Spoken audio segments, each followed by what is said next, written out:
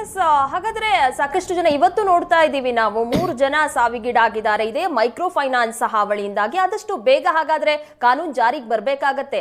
ಸದ್ಯದ ಬೆಳವಣಿಗೆ ನೋಡ್ತಾ ಇದ್ರೆ ಆದಷ್ಟು ಬೇಗ ಎಲ್ಲವೂ ಆಗತ್ತೆ ಅಂತ ಅನ್ನಿಸ್ತಾ ಇದೆಯಾ? ಖಂಡಿತ ಪ್ರಗತಿ. ಯಾಕೆಂದರೆ ಈಗ ಒಂದು ಕಾನೂನು ಆಗಬೇಕು ಅಂದರೆ ವಿಧಾನಸಭೆಯಲ್ಲಿ ಅದು ಬಿಲ್ ಮೂಲಕ ಮಂಡನೆ ಆಗಬೇಕು. ವಿಧಾನಸಭೆಯಲ್ಲಿ ಅನುಮೋದನೆಯಾಗಿದ್ದು ವಿಧಾನ ಪರಿಷತ್ಗೆ ಹೋಗುತ್ತೆ. ಅಲ್ಲಿ ಅನುಮೋದನೆ ಆದ ಬಳಿಕ ರಾಜ್ಯಪಾಲರಿಗೆ ಕಳಿಸಲಾಗುತ್ತೆ. ಅವರು ಅಂಕಿತ ಹಾಕಿದ ಮೇಲೆ ಅದು ಕಾನೂನಿನ ರೂಪ ಪಡೆಯುತ್ತೆ. ಸೊ ಈಗ ತುರ್ತಾಗಿ ಅಧಿವೇಶನ ನಡೆಸೋದಕ್ಕೂ ಕೂಡ ಸರ್ಕಾರ ರೆಡಿ ಇಲ್ಲ. ಸೊ ಇದು ತುರ್ತು ಪರಿಸ್ಥಿತಿ ಇರುವ ಕಾರಣಕ್ಕಾಗಿ ಅಂದರೆ ಇಂಥ ಬೆಳವಣಿಗೆಗಳು ವ್ಯಾಪಕವಾಗಿ ನಡೀತಾ ಇದೆ. ಕಿರುಕುಳದಿಂದಾಗಿ ಇಲ್ಲಿಯ ತನಕ ಸುಮಾರು 11 ಜನ ಮೃತಪಟ್ಟಿರ್ತಕ್ಕಂಥದ್ದಿದೆ. ಕೆಲವರು ಮನೆ ಬಿಟ್ಟಿರುವಂಥದ್ದಿದೆ, ಕೆಲವರು ಕಿಡ್ನಿ ಮಾರ್ಕೊಂಡಿದ್ದಾರೆ, ಕೆಲವರು ತಮ್ಮ ಮಾಂಗಲ್ಯ ಸರವನ್ನೇ ಅಡಮಾನ ಇಟ್ಟಿರ್ತಕ್ಕಂಥ ಉದಾಹರಣೆಗಳಿದ್ದಾವೆ. ಇಂಥ ಪರಿಸ್ಥಿತಿಯಲ್ಲಿ ಸರ್ಕಾರ ಅಧಿವೇಶನ ನಡೆಸಿ ಅದರ ಬಿಲ್ ಮಂಡನೆ ಮಾಡಿ ಅದರ ಮೇಲೆ ಚರ್ಚೆ ಮಾಡಿ ಆನಂತರ ಕಾನೂನು ತರೋದಕ್ಕೆ ಬಹಳ ಸುದೀರ್ಘವಾದಂತಹ ಕಾಲಾವಕಾಶ ಬೇಕಾಗುತ್ತೆ.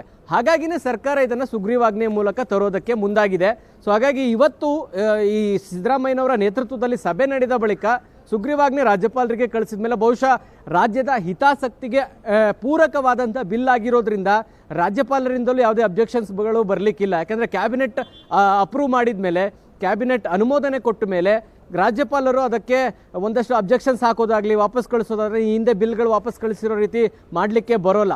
ಸುಗ್ರೀವಾಜ್ಞೆಯ ಮಹತ್ವ ಏನು ಅನ್ನೋದು ಕೂಡ ರಾಜ್ಯಪಾಲರಿಗೆ ತಿಳಿಸಬೇಕಾಗುತ್ತೆ. ಆ ಕಾರಣಕ್ಕಾಗಿ ಇಡೀ ಡ್ರಾಫ್ಟ್ನಲ್ಲಿ ಏನೇನು ಬದಲಾವಣೆ ಇದೆ ಅಂದರೆ ಏನೇನು ಇನ್ಕ್ಲೂಡ್ ಮಾಡಿದ್ದೀವಿ ಅಂದರೆ ಈ ನಿಯಮಗಳನ್ನು ಅಥವಾ ಈ ಕಾನೂನುಗಳನ್ನು ಮಾಡೋದ್ರಿಂದ ಜನಸಾಮಾನ್ಯರಿಗೆ ಯಾವ ರೀತಿಯಾದಂಥ ಅನುಕೂಲಗಳಿದೆ, ಜೊತೆಗೆ ಈ ಕಾನೂನು ಈಗಾಗಲೇ ರಾಜ್ಯದಲ್ಲಿ ಅಸ್ತಿತ್ವದಲ್ಲಿ ಇರ್ತಕ್ಕಂಥ ಕಾನೂನುಗಳಿಗೆ ಯಾವುದೇ ರೀತಿ ಶಕ್ತಿ ಇಲ್ಲ ಅನ್ನುವಂಥದ್ದು ಕೂಡ ಅರ್ಥ ಮಾಡಿಸ್ಬೇಕಾಗುತ್ತೆ. ಸೊ ಹಾಗಾಗಿ ಈ ಇಡೀ ಡ್ರಾಫ್ಟನ್ನು ರೆಡಿ ಮಾಡುವಂಥ ವಿಚಾರದಲ್ಲಿ ಬಹಳ ಮಹತ್ವದ ಪಾತ್ರ ಕಾನೂನು ಇಲಾಖೆಯದ್ದಿದೆ. ಸೊ ಹಾಗಾಗಿ ಕಾನೂನು ಇಲಾಖೆ ಯಾವೆಲ್ಲ ನಿಯಮಗಳನ್ನು ನಾವು ತಂದಿದ್ದೀವಿ ಮತ್ತು ಅದಕ್ಕೆ ಜಸ್ಟಿಫಿಕೇಷನ್ ಏನು ಅನ್ನೋದನ್ನು ಕೂಡ ಕೊಡಬೇಕಾಗುತ್ತೆ. ಸೊ ಆ ಹಿನ್ನೆಲೆಯಲ್ಲಿ ನೋಡೋದಾದರೆ ರಾಜ್ಯಪಾಲರಿಗೆ ಡ್ರಾಫ್ಟನ್ನು ಕಳಿಸಿದ ಮೇಲೆ ರಾಜ್ಯಪಾಲರು ಒಮ್ಮೆ ಆ ಡ್ರಾಫ್ಟನ್ನು ನೋಡಿದ ಮೇಲೆ ಇದು ರಾಜ್ಯದ ಹಿತಾಸಕ್ತಿಗೆ ಪೂರಕವಾಗಿರ್ತಕ್ಕಂತಹ ಸುಗ್ರೀವಾಜ್ಞೆ, ಇದರ ಅಗತ್ಯತೆ ಇದೆ ಅನ್ನುವಂಥದ್ದು ಅವ್ರಿಗೂ ಕೂಡ ಅನ್ನಿಸ್ಬೇಕು. ಸೊ ಆ ಕಾರಣಕ್ಕಾಗಿ ಸುಗ್ರೀವಾಜ್ಞೆಯ ಡ್ರಾಫ್ಟ್ ಅತ್ಯಂತ ಮಹತ್ವದ್ದಾಗಿದೆ. ಆ ಕಾರಣಕ್ಕಾಗಿ ಸಂಜೆ 4 ಗಂಟೆಗೆ ಸಭೆ ನಡೆದ ಬಳಿಕ ಇವತ್ತೇ ಡ್ರಾಫ್ಟನ್ನು ಕಳಿಸ್ಕೊಟ್ರೆ ರಾಜ್ಯಪಾಲರು 1-2 ದಿನದಲ್ಲಿ ಅದನ್ನು ಅಂತಿಮಗೊಳಿಸಿ ಸಹಿ ಹಾಕಿದರೆ ಗೆಜೆಟ್ ಮೂಲಕ ಅದು ಕಾನೂನಾತ್ಮಕವಾಗಿ ಜಾರಿಗೆ ಬರುತ್ತೆ. ನಾಳೆ ಇದೇ ಕಾನೂನಿನ ಮೇಲೆ ಪೊಲೀಸರು ಆ್ಯಕ್ಟ್ ಮಾಡೋದಕ್ಕೂ ಕೂಡ ಅವಕಾಶಗಳಿದೆ. ಯಾಕಂದರೆ ಹೊಸ ಕಾನೂನು ಜಾರಿಯಾದ ಮೇಲೆ ಅದನ್ನು ಇಮಿಡಿಯೇಟ್ ಆ್ಯಕ್ಷನ್ ಮಾಡಿ ಅಂತ ಕೂಡ ಮೊನ್ನೆ ನಡೆದಂಥ ಸಭೆಯಲ್ಲಿ ಮುಖ್ಯಮಂತ್ರಿಗಳು ಸೂಚನೆ ಕೊಟ್ಟಿದ್ದರು. ಸುಮೋಟೋ ಕೇಸ್ಗಳನ್ನು ದಾಖಲು ಮಾಡಿ ಕಾನೂನು ಅಂದರೆ ಸುಗ್ರೀವಾಜ್ಞೆ ಮೂಲಕ ನಾವು ಕಾನೂನು ಮಾಡೋದು ಒಂದು ಕಡೆ ಇದ್ದರೂ ಕೂಡ ತ್ವರಿತಗತಿಯಲ್ಲಿ ಕಿರುಕುಳ ಕೊಡುವಂಥವ್ರಿಗೆ ಸುಮೋಟೋ ಕೇಸ್ ಹಾಕಿ ಅನ್ನುವಂಥ ಸೂಚನೆಯನ್ನು ಕೂಡ ಮುಖ್ಯಮಂತ್ರಿಗಳು ಕೊಟ್ಟಿದ್ದರು.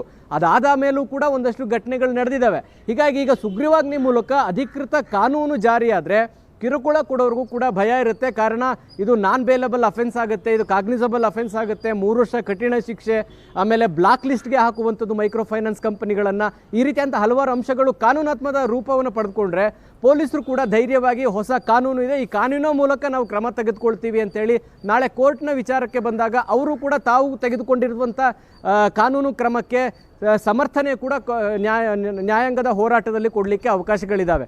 ಸೊ ಆ ಕಾರಣಕ್ಕಾಗಿ ಇದೇನು ಬಹಳ ಹೆಚ್ಚು ಸಮಯಾವಕಾಶವನ್ನು ತೆಗೆದುಕೊಳ್ಳೋದಿಲ್ಲ. ಮೊನ್ನೆ ಅರಮನೆ ಮೈದಾನದ ಸುಗ್ರೀವಾಜ್ಞೆ ಕೂಡ 4-5 ದಿನದಲ್ಲೇ ಸುಗ್ರೀವಾಜ್ಞೆ ಆಗೋಯಿತು. ಸೊ ಇದು ಅದಕ್ಕೂ ಮುಂಚೆಯೇ ಅಂದರೆ ವಿತಿನ್ 2-3 ಡೇಸ್ ಒಳಗೆ ಸುಗ್ರೀವಾಜ್ಞೆ ಆಗಬಹುದಾದಂಥ ಸಾಧ್ಯತೆಗಳು ಜಾಸ್ತಿ ಇದ್ದಾವೆ. ಒಂದು ವೇಳೆ ಸುಗ್ರೀವಾಜ್ಞೆ ಇವತ್ತು ತೀರ್ಮಾನ ತೆಗೆದುಕೊಂಡ್ರೆ ಇವತ್ತಿನಿಂದಲೇ ಅಪ್ಲೈ ಆಗುವ ರೀತಿಯಲ್ಲಿ ಸುಗ್ರೀವಾಜ್ಞೆ ಕರ್ನಾಟಕ ಗೆಜೆಟ್ನಲ್ಲಿ ಅಂದರೆ ಕರ್ನಾಟಕ ರಾಜ್ಯಪತ್ರದಲ್ಲಿ ಹೊರಡಿಸಿದರೆ ಅದು ಕಾನೂನಿನ ರೂಪ ಆಗುತ್ತೆ. ಅಲ್ಲಿಂದಲೇ ಇದು ಆ್ಯಕ್ಟ್ ಮಾಡಲಿಕ್ಕೆ ಶುರುವಾಗುತ್ತೆ. ಹಾಗಾಗಿ ಪೊಲೀಸರು ಕೂಡ ಸುಗ್ರೀವಾಜ್ಞೆ ಆದರೆ ಅವರು ತಮ್ಮ ಈ ಕಾನೂನನ್ನು ಎನ್ಫೋರ್ಸ್ ಮಾಡೋದು, ಜಾರಿಗೊಳಿಸುವಂಥ ಕೆಲಸದಲ್ಲಿ ಅವರು ಕೂಡ ಮುತುವರ್ಜಿ ವಹಿಸಬೇಕಾಗುತ್ತೆ. ಪ್ರಗತಿ. ಓಕೆ, ಥ್ಯಾಂಕ್ ಯು ಮಾರುತೇಶ್ ನಿಮ್ಮೆಲ್ಲ ಡೀಟೇಲ್ಸ್ಗಾಗಿ.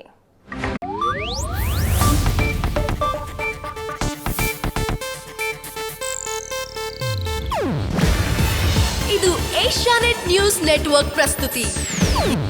ನೀವು ನೋಡ್ತಿದ್ದೀರಾ ಏಷ್ಯಾನೆಟ್ ಸುವರ್ಣ ನ್ಯೂಸ್.